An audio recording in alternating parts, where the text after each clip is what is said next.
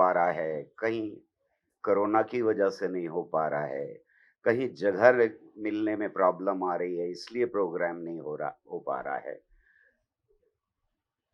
ये सारी बातें सही हैं शायद, लेकिन इन सारी बातों की वजह ये है मेरे ख्याल में कि वो स्पेसेस सिमटती जा रही हैं जहां पर आप अपने बात दिल की खोल के कह सकें।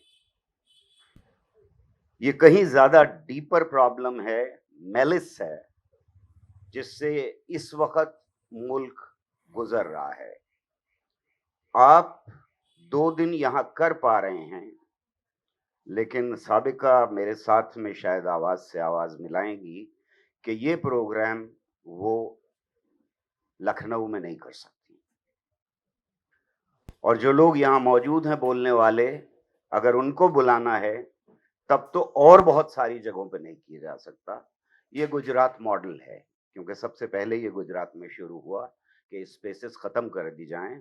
वहां ये हालात हैं कि होटल भी आपका प्रोग्राम कैंसिल कर देते हैं लास्ट मोमेंट के ऊपर। बहरहाल मेरे दिल के करीब जो टॉपिक है वो मुझसे कहा गया है उसके बारे में बोलने के लिए। अक्सर ऐसा होता है कि जब मैं साइंटिफिक टेम्पर की बात करता हूं, कभी इस्तेमाल करता हूं इसको, तो लोग थोड़ा सा सहम जाते हैं, क्योंकि हमारे बहुत सारे साथी ऐसे हैं जो साइंस से दूर भागे हुए हैं। कभी ना कभी जिंदगी में उन्हें साइंस के लफ्ज से थोड़ी थरथराहट आ जाती है। बहुत कम दोस्त हैं जिनको साइंस के साथ दोस्ती है जिनकी। और खास तौर से अगर पॉलिटिशियन से आप बात कीजिए तो साइंटिफिक टेम्पर कहते ही उनके कान बंद हो जाते हैं और दिमाग भी बंद हो जाता है। वैसे अक्सर हमारे पॉलिटिशियंस का दिमाग बंद रहता है, लेकिन अगर आपने साइंस के बारे में कुछ कह दिया तो वो किसी और के लिए है। मेरा ये मानना है कि साइंटिफिक टेम्पर सिर्फ साइंस का प्रोजेक्ट नहीं, it's not a project of science, it's a project which is deeply cultural and deeply political. तो अगर हम इस नजर से देखें तो मुझे अपने मुल्क में इस डिस्कोर्स में कुछ बहुत अद्भुत बातें दिखाई देती हैं, बहुत अजीब बातें दिखाई देती हैं। अगर साइंस को डिफाइन करने की कोशिश की जाए तो एडम स्मिथ से लेकर के पॉपर तक और कून तक लोगों ने डिफाइन करने की कोशिश की है साइंस क्या है, और ये अलग अलग डेफिनेशन है।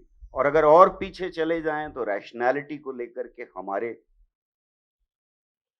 हिंदुस्तान में और भी कल्चर्स में और भी सिविलाइजेशंस में रैशनैलिटी को डिफाइन करने की कोशिश की गई है। तो कोई नई डिबेट नहीं, पर अगर हम मॉडर्न पीरियड में आते हैं तो हमें दिखाई देता है कि पिछले 150-200 साल में धीरे धीरे साइंटिफिक कम्युनिटी उभरना शुरू होती है मुल्क के अंदर अलग अलग इलाकों में। उसमें बंगाल में खास तौर से कैलकाटा सबसे पहले मानना चाहिए कि वहां डिस्कशंस शुरू हुए, साइंटिफिक कम्युनिटी उभरनी शुरू हुई। लेकिन उसके साथ साथ और जगह भी, वो चाहे दिल्ली हो, बॉम्बे हो या चेन्नई हो, इन जगहों पर ट्रांसलेशंस शुरू होते हैं, लोग बातचीत करना शुरू करते हैं और ये कोशिश होती है कि और लोग भी इन ख्यालात को जो नए नए आधुनिक दौर में मॉडर्न पीरियड में हिंदुस्तान आ रहे हैं वो अवाम तक पहुंचे। लेकिन ये डिबेट यूरोप की तरह से एलिट्स के बीच में है, ये आम जनता तक पहुंचने की कोशिशें हमें जरूर दिखाई देती हैं, लेकिन डिबेट क्रिएट नहीं हो पाती। अब ये जो पीरियड है जिसमें साइंटिफिक कम्युनिटी इंस्टीट्यूशंस में बढ़ रही है, मैं वक्त की वजह से साइंटिफिक जो डेफिनेशंस हैं उसमें नहीं जा रहा, लेकिन हमारे मुल्क के अंदर जो नए विचार आ रहे हैं, जो नए कॉन्सेप्ट्स आ रहे हैं, वो धीरे धीरे एलीट के बीच में डिस्कस हो रहे हैं, आम जनता के बीच में डिस्कस नहीं हो रहे हैं। और इस बीच में हमको साइंटिफिक टेम्पर नहीं बल्कि scientific method, vision, scientific outlook, इस तरह के विचार, इस तरह की बातें हो रही हैं। तो अगर हम जेसी बोस से लेकर के एस भटनागर तक देखें तो उनकी राइटिंग्स में जगह जगह हमको ये फ्रेजेस मिलते हैं। सोचिए कि एक ऐसा मुल्क है जिस मुल्क में सब कुछ बटा हुआ है, धर्म के नाम के ऊपर बटा हुआ है, जात के नाम के ऊपर बटा हुआ है, खान पान के नाम के ऊपर बटा हुआ है, बोलियों के नाम के ऊपर बटा हुआ है। एक ऐसा बटा हुआ मुल्क जिसके अंदर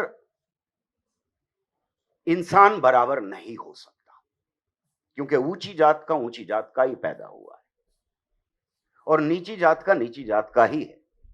एक ऐसा मुल्क जहां औरत और मर्द बराबर हो ही नहीं सकते, जहां औरत ढोर डांगर के साथ कंपेयर करते हुए ताड़न के अधिकारी,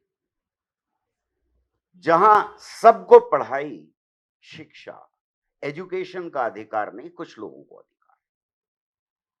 एक ऐसा मुल्क जिसके अंदर सबको प्रॉपर्टी रखने का अधिकार नहीं। एक ऐसा मुल्क जहां आजादी नहीं है अपने प्रोफेशन की। मतलब ये हिंदी समझ में आ रही है सबकी जो मैं बोल पा रहा हूं, वरना मुझे तेलुगु नहीं आती, अंग्रेजी में शिफ्ट करना पड़ेगा फिर। तो अगर ये ठीक है तो एक ऐसे मुल्क के अंदर धीरे धीरे ये विचार आ रहे हैं कि इंसान बराबर है, औरत मर्द बराबर हैं, हर एक को आजादी होनी चाहिए, जो काम करना चाहे वो करे, जहां रहना चाहे वो रह सके, वगैरह वगैरह। और इसी बीच में ये साइंटिफिक कम्युनिटी जब मॉडर्न ख्यालात की, मॉडर्न साइंस की बात कर रही है, तो फिर एक ऐसा सेक्शन भी डेवलप हो रहा है जो कह रहा है कि हमारे यहां हमेशा से साइंस थी। तो इंडियन केमिस्ट्री के ऊपर किताब, इंडियन फिजिक्स के ऊपर किताब, इंडियन साइंस के ऊपर किताबें भी लिखी जाती। अब ये दो हिस्सों में तकसीम हो गया है, लेकिन सारे ही साइंटिस्ट का बहुत गहरा ताल्लुक है आजादी के मूवमेंट से। अगर आप किसी भी साइंटिस्ट का नाम उठा करके उस वक्त देखें तो ऐसा नहीं है कि वो पूरी तरह से दूर हो फ्रीडम मूवमेंट से। ये माहौल है और इसमें साइंटिस्ट अपनी एक ऑर्गेनाइजेशन बनाते हैं जो जो ऑल इंडिया नेचर की है, और धीरे धीरे उसका प्रेसिडेंट जो चुना जाता है एक बार 1939 में, वो एक पॉलिटिशियन। ये बात अपने अंदर अद्भुत है। ये बात बहुत सारे सवाल खड़ी कर देती है। और फिर एक अधेड़ उम्र का पॉलिटिशियन जो गांधी के बाद सबसे ज्यादा इंपॉर्टेंट है इस मुल्क के अंदर। मुल्क आजाद होने जा रहा है 1945 में, वो जेल में किताब लिखना शुरू करता है, और ये किताब जो है वो एक हिस्ट्री की बेहतरीन किताबों में से मानी जाती। पर ये जो आदमी है ये थरो पॉलिटिशियन है, आउट एंड आउट पॉलिटिशियन। इसने कभी जिंदगी में, जब वो यूरोप गया था पढ़ाई के लिए, तो ट्राइपॉज किया था जिसमें फिजिक्स, केमिस्ट्री, मैथमेटिक्स पढ़ी थी, और वो छोड़नी पड़ गई थी उसे। तो इतना इसका ताल्लुक है साइंस के साथ, और वो 10 पेजेस लिखता है अपनी किताब में साइंटिफिक टेम्पर के ऊपर।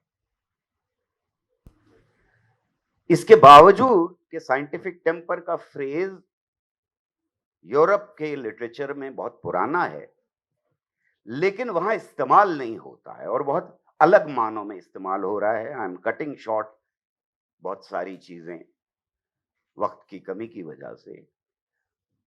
पर मेरे सामने ये बहुत बड़ा सवाल था कि ये क्या वजह है कि एक पॉलिटिशियन जो है ये फ्रेज न सिर्फ हिंदुस्तान में अपनी किताब में इंट्रोड्यूस करता है, वो 10 पेजेस लिखता है उसके ऊपर अपनी किताब में, लगभग 10-12 पेज हैं, इससे ज्यादा नहीं।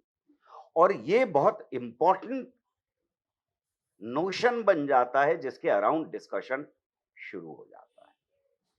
ये किताब 1946 में डिस्कवरी ऑफ इंडिया छपती है। मैं नेहरू की बात कर रहा हूं। सोचिए कि उस वक्त हिंदुस्तान जो है कगार के ऊपर है और बहुत सारी चीजें हैं जो अगर मैं अपने को महसूस करूं, उस पोजीशन में रखूं, आप अपने को महसूस करें, उस पोजीशन में रखें, तो उस वक्त साइंटिफिक टेम्पर पे बात करने की कोई जरूरत ही नहीं थी, इसलिए कि और बहुत सारे मसले थे। हिंदुस्तान आजाद होने जा रहा है, तो क्या वजह है कि नेहरू अपनी किताब के अंदर इसकी बात करते हैं और उसके बाद लगातार इसको प्रोपेगेट करने की कोशिश करते हैं। इसमें दो सवाल हैं, एक तो ये कि जरूरत क्या है और दूसरे ये कि एक पॉलिटिशियन क्यों लिख पा रहा है, ये किताब क्यों लिख पा रहा है और साइंटिफिक टेम्पर पे क्यों कमेंट कर पा रहा है। मेरा मानना यह है कि उस वक्त की जो पॉलिटिकल लीडरशिप है इस मुल्क की, वो पॉलिटिकल लीडरशिप किनके बीच में पल बढ़ रही है, उसकी ग्रूमिंग कैसे हो रही है, उसकी पॉलिटिकल समझ कैसे बन रही है इस मुल्क के अंदर। तो मुझे दिखाई देता है कि गांधी हो, नेहरू हो, पटेल हो, आजाद हो, ये अपने अंदर इंटेलेक्चुअल हैं, ये बेहद पढ़े लिखे लोग हैं, ये दुनिया को समझने की कोशिश इसके साथ कर रहे हैं कि आगे आने वाला हिंदुस्तान जब बनेगा तो वो कैसा होगा। अभी हिंदुस्तान आजाद नहीं हुआ है और इनका सीधा ताल्लुक, पर्सनल दोस्तियां किन लोगों के साथ हैं? Best of the poets, best of the writers, best of the scientist, best of the musicians, best of the painters. जो हमारे देश का बेहतरीन दिमाग है वो इनके साथ है, उसके साथ इनके डायरेक्ट ताल्लुकात हैं, उसके साथ ये उठते बैठते हैं, उनको बुलाते हैं, उनसे बातचीत करते हैं। ये पॉलिटिकल लीडरशिप सिर्फ हिंदुस्तान के बेहतरीन दिमाग के साथ परवरिश नहीं पा रही है, बल्कि दुनिया के बेहतरीन दिमाग के साथ इसका टच है। हमें मालूम है कि आइंस्टाइन के साथ, रदरफोर्ड से लेके आइंस्टाइन तक जिस तरह से बातचीत हुई है इन लोगों की, आज हम सोच भी नहीं सकते कि कोई पॉलिटिकल लीडर ऐसा होगा जो दुनिया के बेहतरीन साइंटिस्ट के साथ बैठ करके बातचीत करे या उनके साथ वार्तालाप करे या उनके साथ पत्राचार करे। ये जो इंटेलेक्चुअल पूल है उसमें से चीजें चुन रहे हैं, दुनिया का जो इंटेलेक्चुअल पूल उसमें से चीजें चुन रहे हैं। और ये परवरिश 1-2 दिन की नहीं है, बल्कि उस पिछले 100 साल की है जिसको हम मानते हैं फ्रीडम मूवमेंट की हिस्ट्री। और तब हमारा कॉन्स्टिट्यूशन जब गढ़ा जाता है तो वो क्या कह रहा है? समाज ऐसा है जिसमें कुछ बराबरी का कॉन्सेप्ट नहीं, और पिछले 2500 साल से नहीं। पर कॉन्स्टिट्यूशन कह रहा है इंसान इंसान बराबर है, औरत मर्द बराबर है, छूत छात बंद होनी चाहिए, हर एक को एजुकेशन का हक है, हर एक को प्रॉपर्टी का हक है, हर एक को अपना प्रोफेशन चुनने का हक है। ये किताब अपने अंदर कमाल की किताब है और ये मेरे लिए फिर से एक बड़ा सवाल खड़ा करती है कॉन्स्टिट्यूएंट असेंबली की जो डिबेट्स हैं वो मतलब पढ़ना मुश्किल काम है, इतनी इतनी सारी है वो डिबेट, लेकिन बहरहाल अगर आप पढ़ें तो बहुत लंबी डिबेट्स। लेकिन जिन 400 450 कुछ लोगों ने कॉन्स्टिट्यूशन पे साइन किए, एडॉप्ट किया, क्या वो इन वैल्यूज में यकीन रखते थे या अपने घरों में प्रैक्टिस करते थे? मुझे ये मालूम है कि उनमें से बहुत सारे लोग जिन्होंने पार्लियामेंट के अंदर उसके ऊपर सिग्नेचर किए और कॉन्स्टिट्यूशन अडॉप्ट करने में वो साथी थे, शायद बाबा साहब अंबेडकर के हाथ का पानी नहीं पीते। घरों में उनके औरत मर्द बराबर नहीं थे।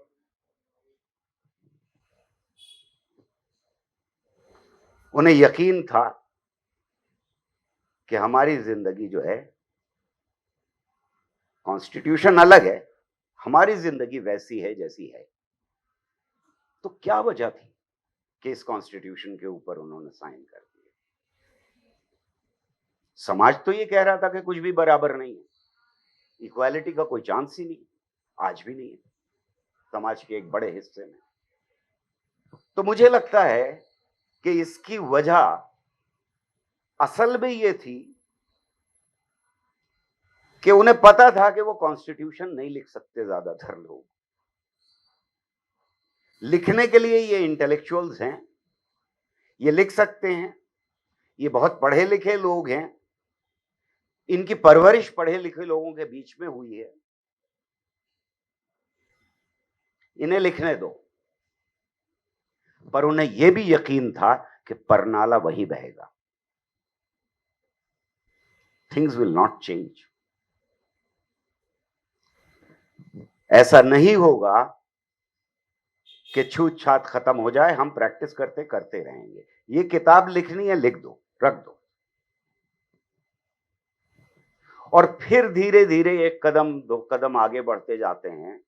और 1958 में एक और बड़ा रेजोल्यूशन आता है जिसको हम साइंटिफिक पॉलिसी रेजोल्यूशन के नाम से जानते हैं। पार्लियामेंट के अंदर प्राइम मिनिस्टर नेहरू खड़े होते हैं और ये कहते हैं कि this resolution is extremely important for the country and its future, and therefore I am going to read the entire text word by word. Normally parliament में ऐसा नहीं हुआ करता, कोई चीज पेश होनी होती है, बिल वगैरह, वो टेबल कर दिए जाते हैं और उसके ऊपर बहस शुरू हो जाती है, पूरा पढ़ा नहीं जाता। इट इज अस्यूम्ड के सबने पढ़ लिया होगा क्योंकि वो सर्कुलेट हो चुका होता है। ये पूरा रेजोल्यूशन पढ़ा जाता है और ऐसे रेजोल्यूशन के पढ़ने के बाद जो नॉर्मली पार्लियामेंट में हुआ करता है, मैं नहीं जानता किसी और रेजोल्यूशन को, ये पहला दुनिया में एक तो पार्लियामेंट में इस तरह का रेजोल्यूशन है। इससे पहले जो डेवलप्ड कंट्रीज हैं वहां भी साइंटिफिक पॉलिसी के ऊपर इस तरह का रेजोल्यूशन नहीं आया था। इस रेजोल्यूशन में जब ऑपोजिशन बहस के लिए खड़ा होता है तो वो क्या करता है? Normally opposition is suppose to tear off everything, dissect it and से ये वर्ड चेंज कीजिए, वो सेंटेंस चेंज कीजिए, ये हटाइए, वो डालिए, वगैरह वगैरह वगैरह। पर अगर वो डिबेट आप देखें, अब तो शायद सुना है मैंने, इंटरनेट पे भी अवेलेबल है, मैंने बड़ी मुश्किल से निकलवाई थी। अगर उस डिबेट को आप देखें तो वहां पर ऑपोजिशन के सारे एमपीज खड़े होकर के ये कह रहे हैं कि आप ये रेजोल्यूशन पहले क्यों नहीं लेकर के आए? अगर आप पहले लेकर के आए होते तो 2 रोलिंग प्लान्स 5 ईयर शायद अनसक्सेसफुल ना होते, हम बेहतर हालत में होते। एक जगह एक एमपी खड़े होकर के ये कहते हैं कि आप जब ये रेजोल्यूशन यहां पास कर रहे हैं तो इलाहाबाद में कुंभ मेला हो रहा है जहां मिथ्स एंड सुपरस्टिशंस फैलाए जा रहे हैं, take care of them. Can you even imagine, आज कोई खड़ा होकर के कह पाएगा पार्लियामेंट के अंदर? क्या होगा उसका हाल? ये पीरियड है जब इंडिया में साइंटिफिक टेम्पर के ऊपर हमारे मुल्क के अंदर एक कंसेंसस है। ये बहुत हेजी आइडिया है। अगर आप इमेजिन करने की कोशिश करें, मैं यहां डिफाइन करने की कोशिश नहीं कर रहा, पर आप सोचने की कोशिश करें तो साइंटिफिक टेम्पर का आइडिया अपने अंदर बहुत हेजी है। और नेहरू इसको मेरे ख्याल में इसलिए लेकर के आते हैं कि जो फ्रेज सेक्युलरिज्म का, सेक्युलर वैल्यूज का यूरोप में था, जो मतलब था, वो इंडिया में डाइल्यूट कर दिया गया था। Because secularism means being scientific, being rationalist in Europe. आज भी आप जाकर के कहीं बात करने की कोशिश करेंगे तो वहां लोग हिंदू मुस्लिम सिख ईसाई आपस में है, भाई भाई के मानों में नहीं लेंगे। सेक्युलरिज्म, सेक्युलर वैल्यू का मतलब होता है साइंटिफिकली टेम्पर्ड होना। पर नेहरू को यह एहसास हो गया था कि किसी और फ्रेज को कॉइन करना जरूरी है, और इसलिए शायद ही चोज साइंटिफिक टेम्पर, और उन्होंने लगातार इसके बारे में बात की। 70s आते आते एक इंटेलेक्चुअल ग्रुप है हमारे यहां जो इस कंसेंसस को तोड़ने में भी लगा हुआ है, और वो ये कह रहा है, एक इंटरनेशनल ग्रुप भी है इंटेलेक्चुअल्स का, जो ये कह रहा है कि साइंस इज इनहेरेंटली वायलेंट, और इसके ऊपर काफी डिबेट है। साइंटिफिक पॉजिटिविज्म वगैरह वगैरह वो सारी डिबेट चल रही। तो एक तरफ तो पहली बार इंटेलेक्चुअली एक ग्रुप अटैक करता है इस नोशन को 70s के लेटर पीरियड में, लेकिन यही पीरियड है जब हमारे यहां बाबाओं का उदय हो रहा है। एक के बाद एक बाबा पैदा हो रहे हैं मुल्क के अंदर, और ये बाबा मॉडर्न बाबा हैं। ये पुराने बाबा नहीं हैं, ये नए मॉडर्न पीरियड के बाबा हैं। और ये बाबा न सिर्फ कब्जे कर रहे हैं जमीनों के ऊपर, और इनको कब्जे करने दिया जा रहा है, यानी प्रॉपर्टी एक्यूमुलेट कर रहे हैं, बल्कि लोगों के बीच में भी पेनिट्रेशन इनका बढ़ता जा रहा है।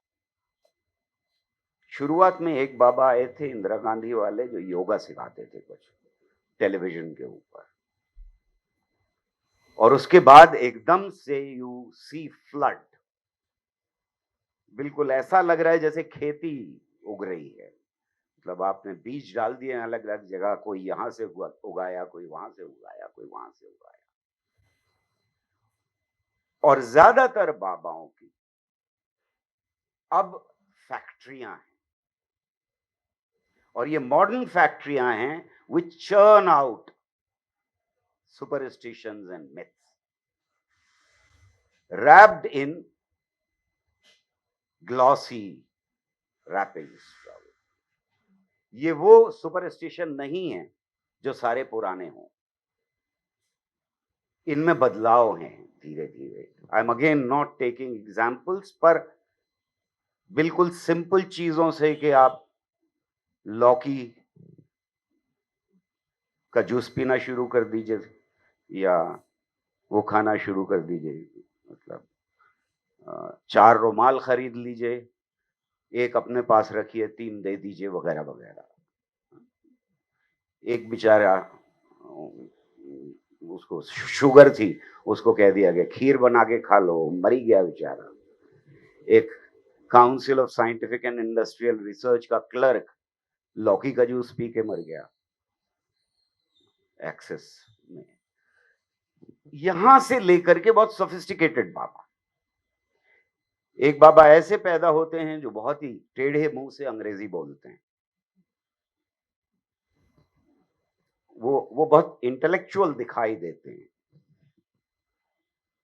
ये पीरियड ऐसा पीरियड है जब हमारी पॉलिटिकल लीडरशिप की ग्रूमिंग इन बाबाओं के पैर छू करके हो रही है कि जो पुरानी लीडरशिप है उसकी ग्रूमिंग कैसे हुई कि वो सोच पाए कि हमको डीआरडीओ बनाना है, हमको एटॉमिक एनर्जी बनाना है। डिफरेंस ऑफ ओपिनियन हो सकता है, बड़े डैम छोटे डैम का हो सकता है, लेकिन वो रैशनैलिटी के पैरामीटर्स के अंदर डिबेट है। हमको एटॉमिक एनर्जी कमीशन बनाना चाहिए या नहीं बनाना चाहिए, वो इंटेलेक्चुअल डिबेट है रैशनैलिटी के बीच की। यहां बिल्कुल अलग तरह की। अब ये लोग जो बाबाओं के पैर छू करके बड़े हो रहे हैं और वो पॉलिटिक्स में आ रहे हैं, ये लोग कहां तक सोच सकते हैं, इनकी इंटेलेक्चुअल कैपेबिलिटीज क्या हो सकती हैं पर्सनली, वो हमें मालूम है। तो जो कुछ हो रहा है वो होना ही था। ये एक नेक्सस क्रिएट होता है मुल्क के अंदर जिसमें बाबा, पॉलिटिकल लीडरशिप, खास तौर से एक पार्टी की, but it's not limited to one party. यहां पॉलिटिकल कल्चर चेंज हो रहा है। यहां सिर्फ एक पार्टी ऐसा नहीं है कि उसके लोग पैर छू रहे हो इनके जाकर के, हर पार्टी की, क्योंकि यहां एक्यूमुलेशन ऑफ मनी है और उसके साथ साथ इन बाबाओं की पहुंच है लोगों तक, यहां वोट हैं। और जो क्रोनी कैपिटल हिंदुस्तान में है, उसके बारे में 80s में हमसे वादा किया गया था कि जब टेक्नोलॉजी बाहर से आएगी तो वो टेक्नोलॉजी एक अपना नया कल्चर लेके आएगी लोगों के बीच में। लोग ज्यादा साइंटिफिक हो जाएंगे। हुआ बिल्कुल उसका उल्टा, क्योंकि ये बात बहुत क्लियर है कि जो reactionary religious and violent religious groups होते हैं समाज के अंदर, उनका टेक्नोलॉजी से कोई लेना देना झगड़ा नहीं होता है। उनका झगड़ा होता है साइंस से। आप ये सोचने की कोशिश कीजिए, ओसामा बिन लादेन को आप कैसे जानते हैं, उसकी शक्ल आपने कैसे देखी है? वो टेक्नोलॉजी से ही, लेटेस्ट टेक्नोलॉजी से आप तक पहुंची है। उसमें कैमरे से लेकर के, सैटेलाइट से लेकर के, बाकी सारी चीजें इन्वॉल्व हैं। इसके बावजूद कि अफगानिस्तान में आम जनता को टेलीविजन देखने पे बैन लगा दिया गया, पर Osama bin Laden never hesitated to use this technology. उसने अपनी जो बातें कही वो तो कैमरे से ही कही ना, उसी से हम तक पहुंची। हिंदुस्तान में एक बम फटता है, कौन लोग सड़क पे उतरे थे जो उसे हिंदू बॉम्ब कह रहे थे? 15 दिन के अंदर पाकिस्तान में एक और बम, वहां वो इस्लामिक बम हो जाता है। आप में से जो थोड़ी बहुत फिजिक्स जानते हैं या अच्छी तरह से जानते हैं, वो जानते हैं दोनों बमों का एक ही प्रोसेस था, वो फर्क हो ही नहीं सकता था। पहले फिशन रिएक्शन करना है, उससे हाई टेम्परेचर प्रेशर क्रिएट करना है, फिर उसके बाद फ्यूजन में कन्वर्जन हो रहा है और उसके बाद वो बम फटेगा। तो वही प्रोसेस से डेवलप किया हुआ एक बम हिंदुस्तान के अंदर हिंदू बम हो जाता है और वहां जाकर के इस्लामिक। उनका कोई झगड़ा नहीं है, लेकिन दोनों मुल्कों में अब हमें यह दिखाई दे रहा है डार्विनिज्म नहीं पढ़ा सकते।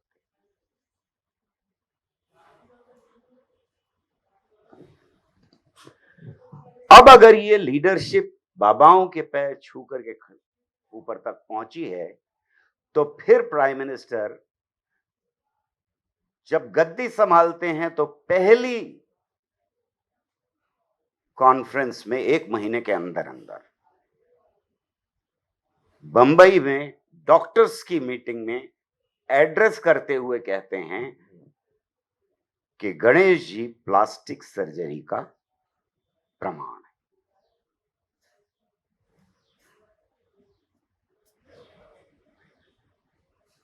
बहरहाल मतलब इससे तो मैं थर-थर कांप ही गया, लेकिन उससे ज्यादा परेशानी की बात यह थी कि वहां उस डॉक्टर्स की ऑडियंस ने तालियां बजाई।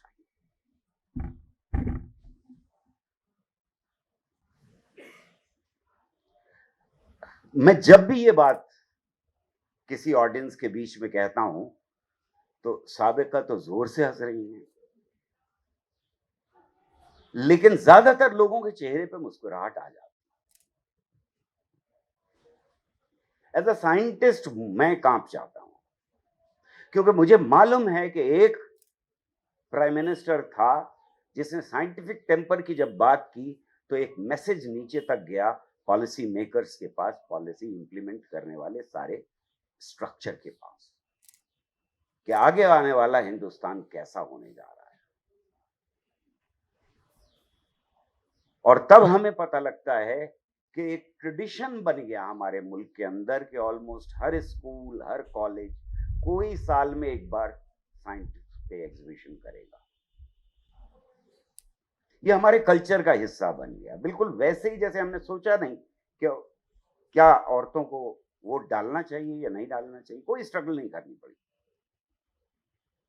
यूरोप में बहुत स्ट्रगल करनी पड़ी। यूनिवर्सल सफरेज वैसे ही नहीं मिल गया, हमारे यहां वैसे ही मिल गया।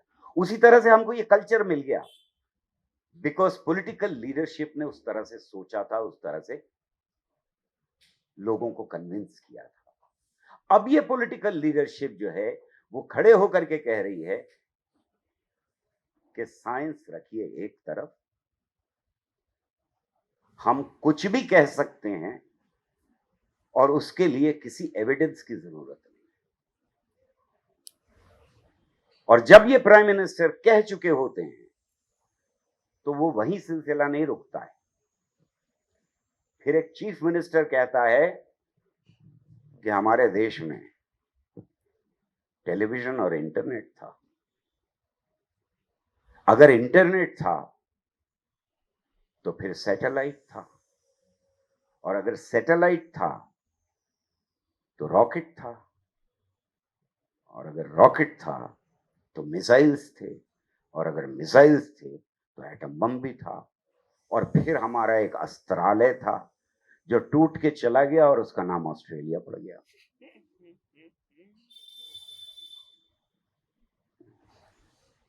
फिर एक जज ये कहता है कि मोर जो है वो आंसुओं से रिप्रोक्रिएशन करता है, जजमेंट में लिख देता है। फिर प्राइम मिनिस्टर जाते हैं और बच्चों से कहना शुरू करते हैं कि ग्लोबल वार्मिंग नहीं हो रही है।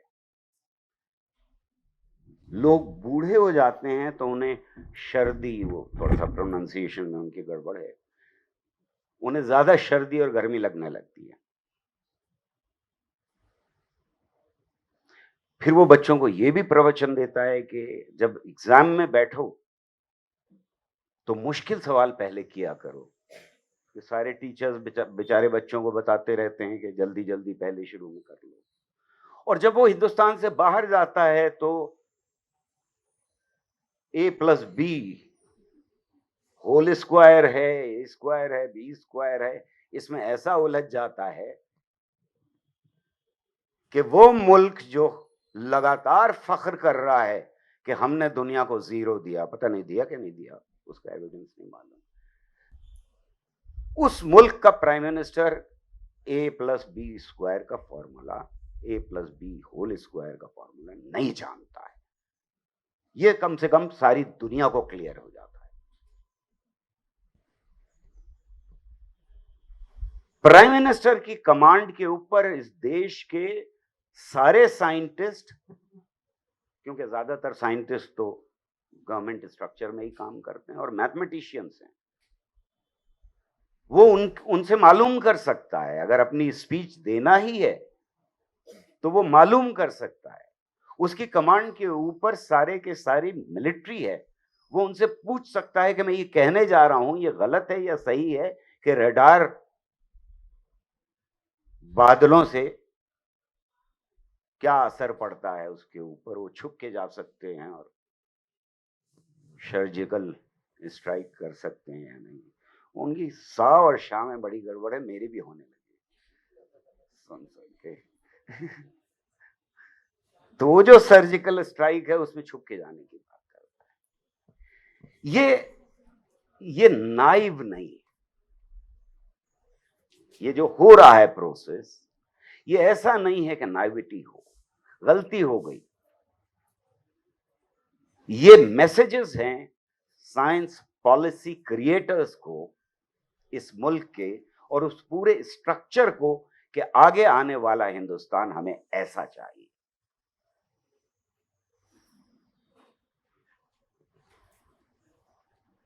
बाबाओं का, अगर आप 5 बाबाओं को देखेंगे तो उनका जो एसेट है उससे हर बच्चे को फ्री एजुकेशन दी जा सकती है।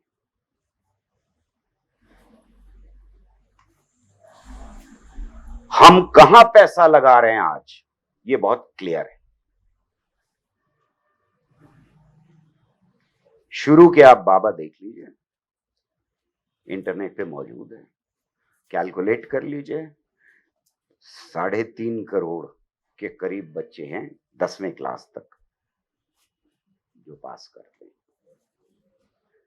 हो सकता है कि आपको लगे डार्विनिज्म नहीं पढ़ाना, 12वीं में पढ़ा तो रहे हैं, एनसीईआरटी करे।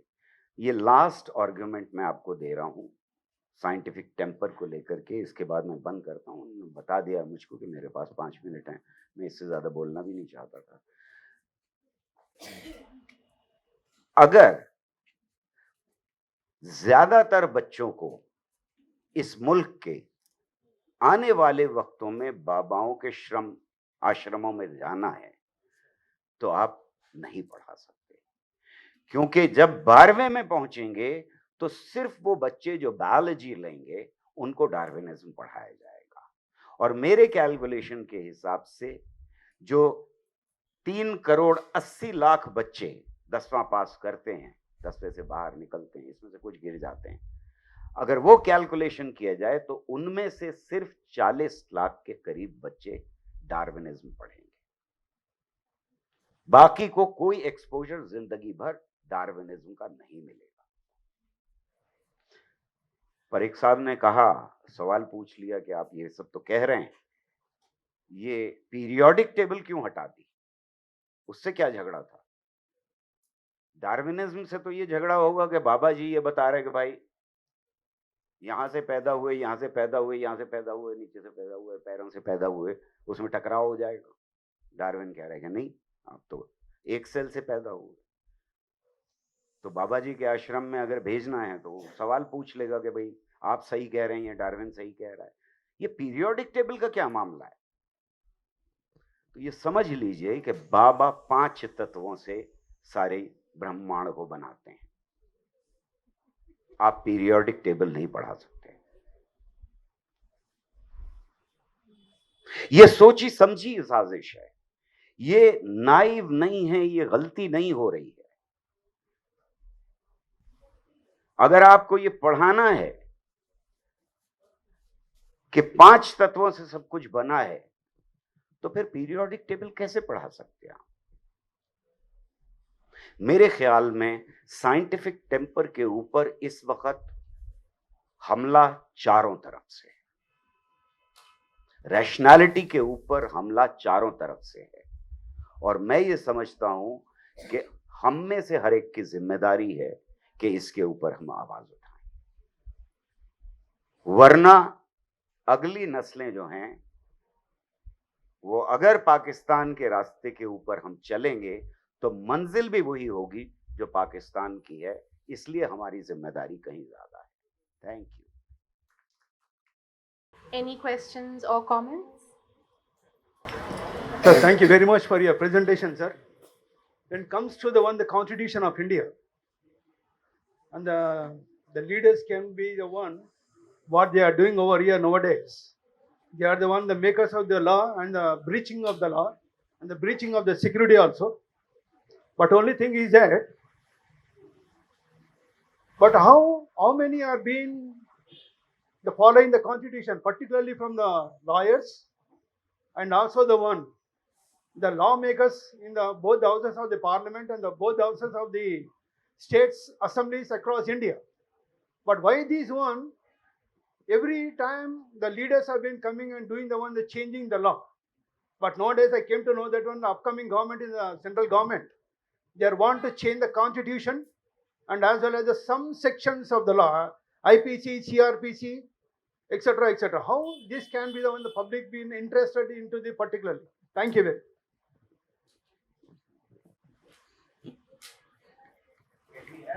Yeah. Let's take a few more comments and then we will respond to all of them. Sabika.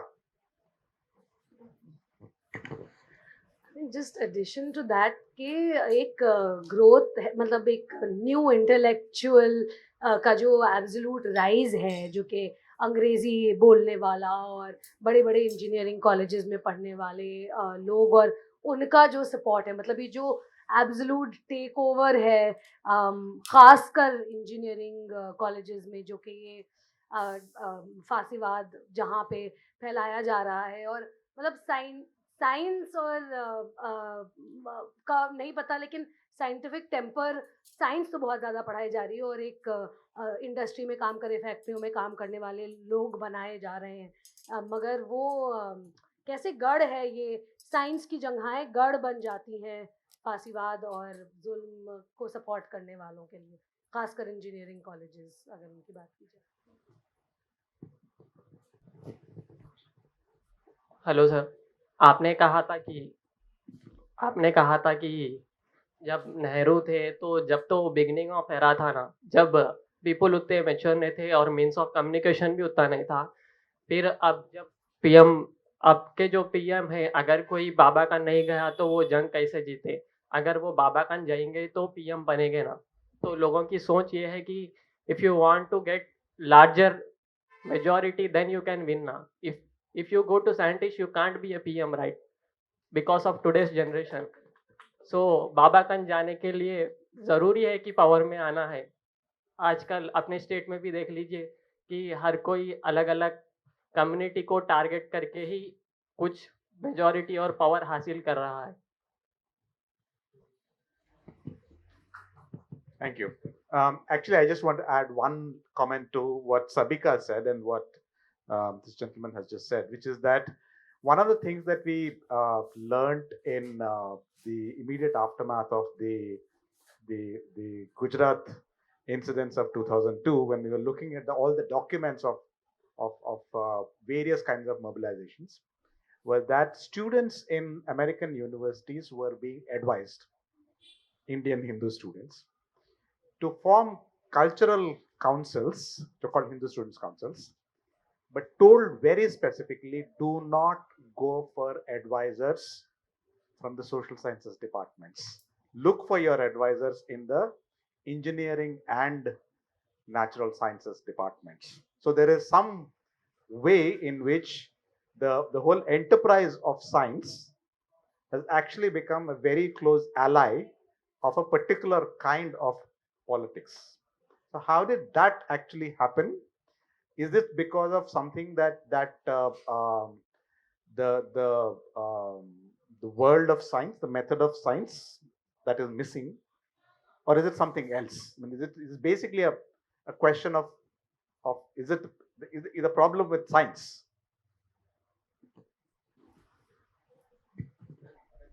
Yeah, one.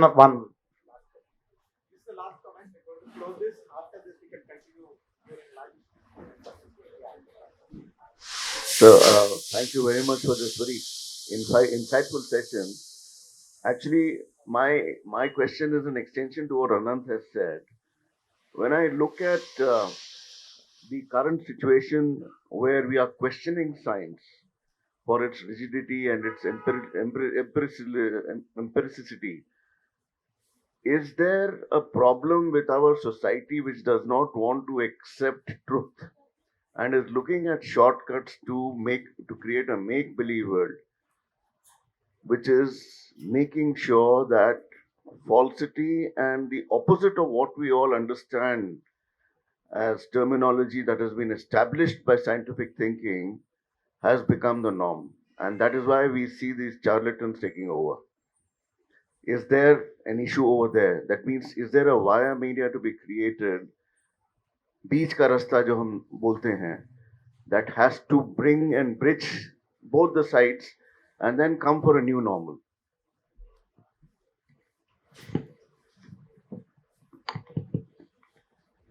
मैं प्राइम मिनिस्टर की एडवाइस को मान लेता हूं। सबसे मुश्किल सवाल सबसे पहले ले लेता हूं। ये जो आनंद ने या तुमने उठाया या आपने भी बात की, बेसिक प्रॉब्लम ये है कि हम समझते हैं कि कम से कम इंडिया में साइंटिफिक कम्युनिटी सबसे ज्यादा रिएक्शनरी है। अगर इंटेलेक्चुअल्स के गैमेट को हम देखें तो हिंदी के प्रोफेसर यहाँ बैठे हुए हैं आपके बीच में, हिस्टोरियंस ऐसी जगह पे मौजूद होते हैं, प्रोटेस्ट है उनका, रैशनैलिटी उनके अंदर ज्यादा दिखाई देती है, और सबसे ज्यादा मिथ्स एंड सुपरस्टिशंस हमको साइंटिस्ट के बीच में दिखाई देते हैं। आपने जो बात कही है कि एम्पिरिसिज्म हो या पॉजिटिविज्म हो, इसके ऊपर बहुत बहस चल रही है और अभी तक तो कंक्लूड हुई नहीं है, वो शायद और आगे चलती रहेगी कि साइंस की क्या कमजोरियां हैं। जाहिर है कि साइंस के अंदर बहुत रिजिड पोजीशंस हैं दोनों तरफ, एक तरफ रिलेटिविस्ट हैं, दूसरी तरफ पॉजिटिविस्ट हैं, और ये डिबेट चल रही है। पर अगर हम हिंदुस्तान में नजर डालें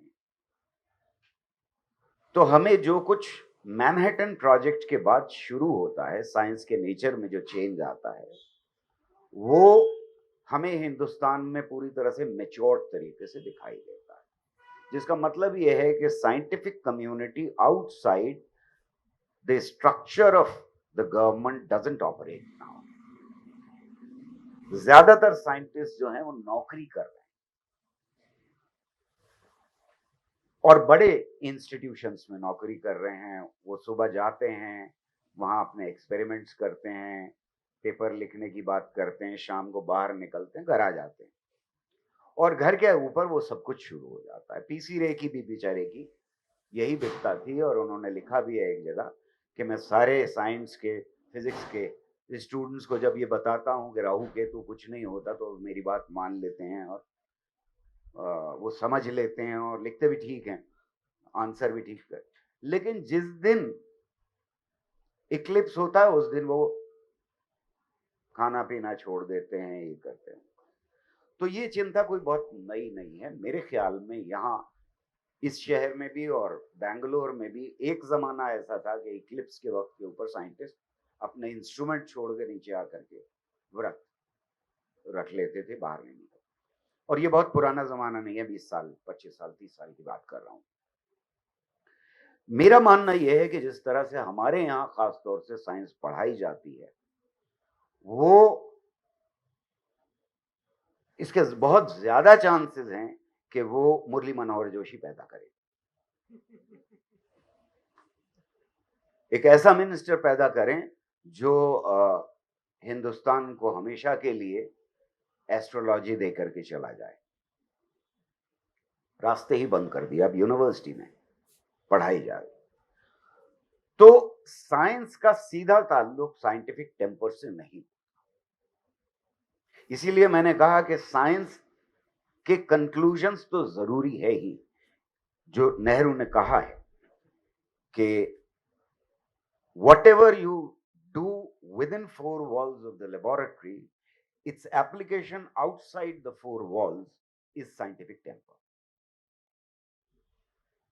पर नेहरू एक और जगह बहुत खूबसूरत बात कहते हैं, और वो कहते हैं कि scientific temper is temper of a free man, which means you can't be a free man. आजकल थोड़ा सा गड़बड़ हो जाएगा, मैन का वर्ड इस्तेमाल किया उन्होंने, विच इज पॉलिटिकली इनकरेक्ट, लेकिन मान लेते हैं कि इतनी लंबी रस्सी दे देते हैं अपने zaman. You can't be free unless you have scientific temper, and you can't have scientific temper unless you are free. तो साइंस की कंक्लूजन से बेसिस हो सकते हैं, but scientific temper is a much bigger project which is political as well as cultural project. And politically और culturally हमारे यहाँ खास तौर से इंडिया और पाकिस्तान में साइंटिफिक कम्युनिटी बहुत वीक है ऑन बोथ द काउंट्स. इसलिए साइंटिफिक कम्युनिटी के अंदर जो पिछला पीओ सर्वे कहता है, मिथ्स एंड सुपरस्टिशंस मानने वालों की परसेंटेज बहुत ज्यादा है, दुनिया के और जगह से कंपेयर किया जाए.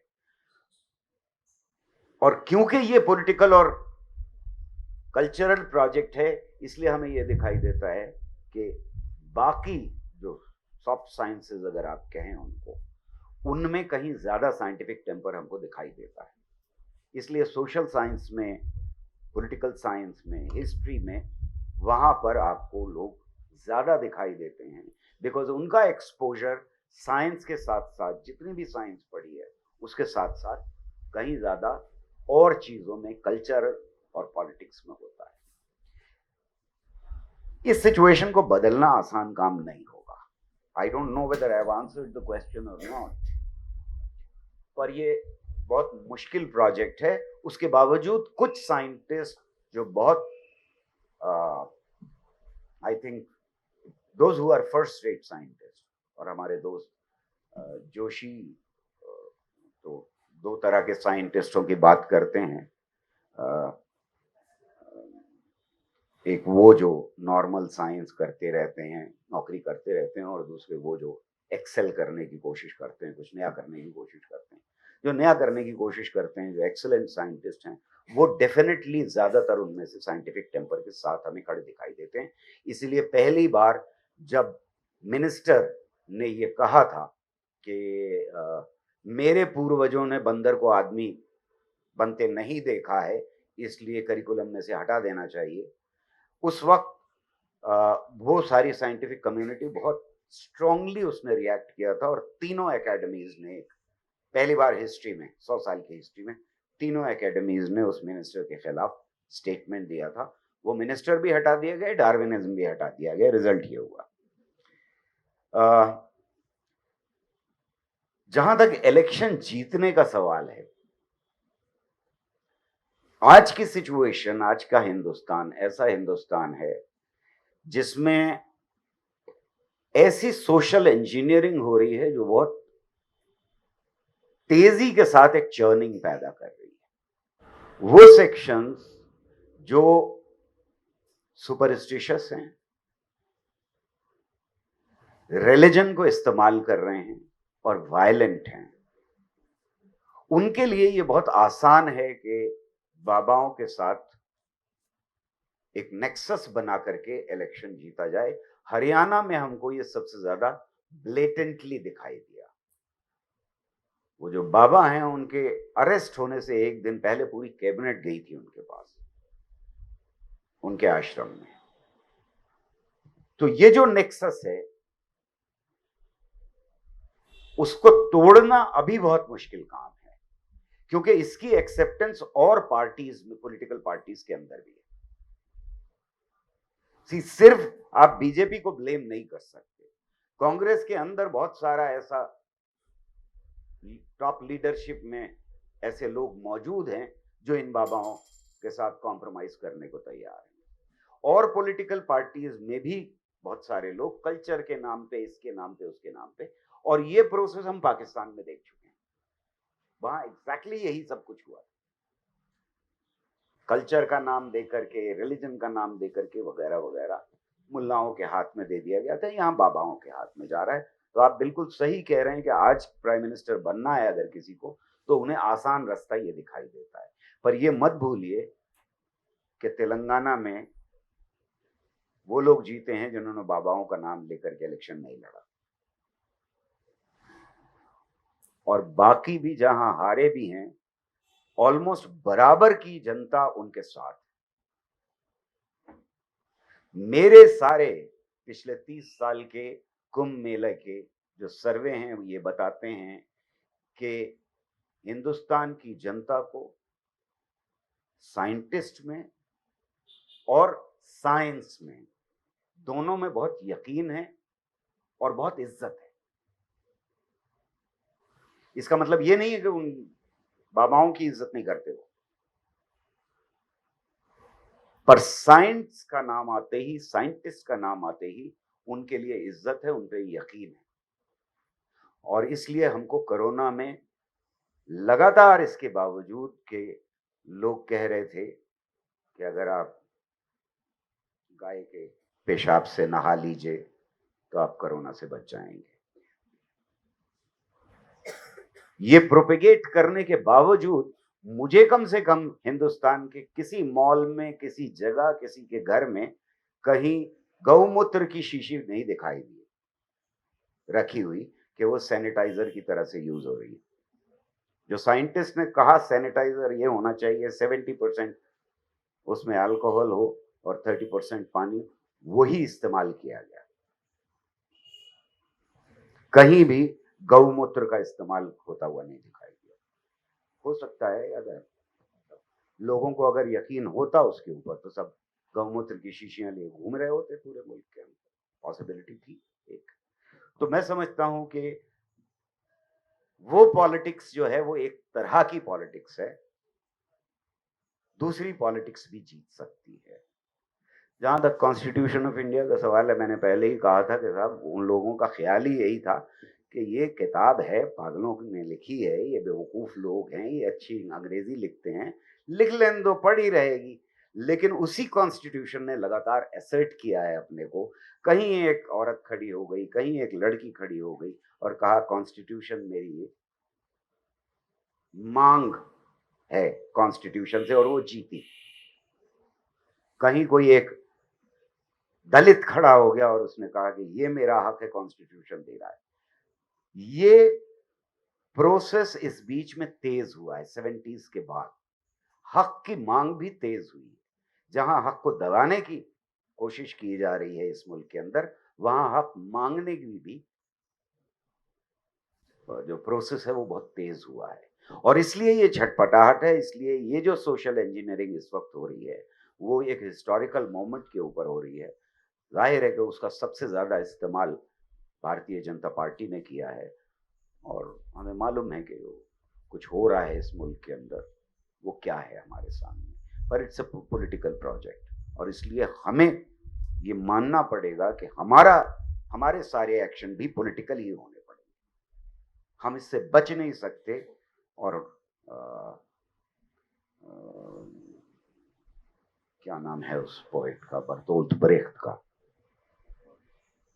जो ये बात कहता है कि the worst kind of illiterate is the illiterate who says that I am politically illiterate.